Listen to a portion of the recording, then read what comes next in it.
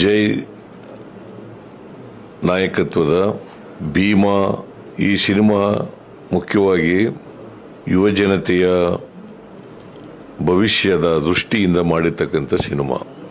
ಇವತ್ತು ಬಹಳಷ್ಟು ಜನ ಯುವಕರು ಯುವತಿಯರು ಮಾದಕ ವಸ್ತು ಅವಳಿಗೆ ಬಲಿಯಾಗಿ ತಮ್ಮ ಭವಿಷ್ಯವನ್ನು ಹಾಳು ಮಾಡ್ಕೊಳ್ತಕ್ಕಂಥ ಅನೇಕ ಸನ್ನಿವೇಶಗಳನ್ನು ನಾವು ನೋಡ್ತಾ ಇದ್ದೀವಿ.